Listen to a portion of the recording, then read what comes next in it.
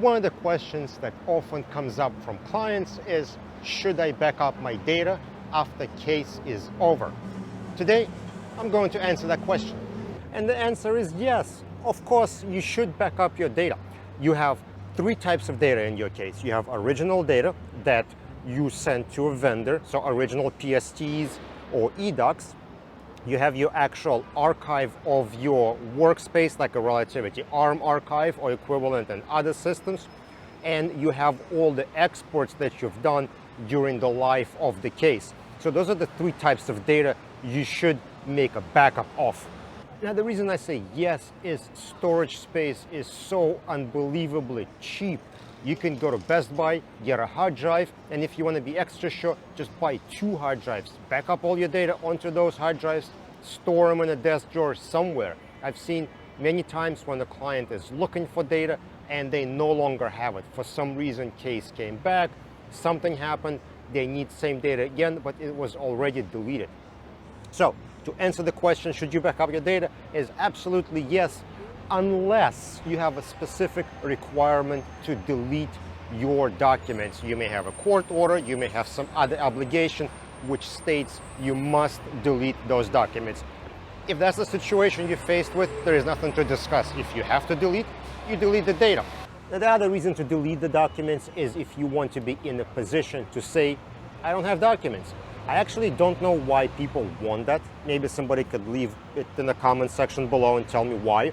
But some people specifically say, if somebody asks me for these documents, I want to be in a position to say, I do not have them. They were deleted, they're gone, I don't have them, you can't ask me for them anymore. Why exactly does somebody want it? Again, don't know, but that's another reason why documents can be deleted. Now, there are a couple of things people try to do to delete the data, but not delete it, or to archive less data.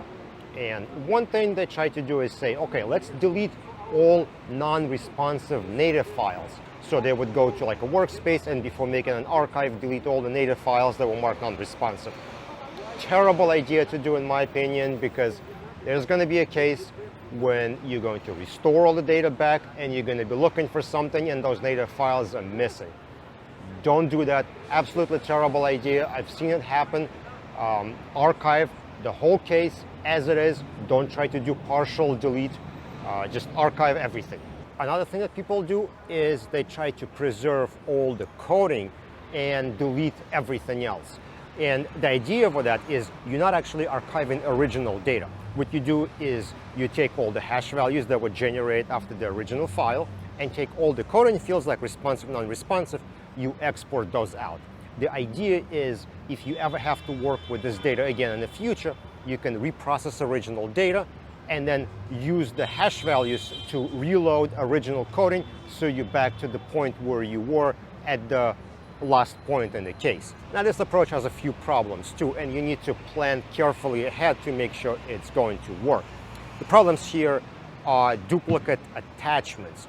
So when we deduplicate data, we deduplicate on the family level, and you can have duplicate attachments whenever they belong to different emails. So if someone sends 2 emails to different people and includes the same file, that attachment will not be deduplicated. Now, when you're going to go try to overlay your coding back into Relativity or whatever system, it'll tell you, hey, your identifier has duplicates in it, I'm not going to load it. And even if you try to force it, you can have a different problem because your attachments could be coded differently.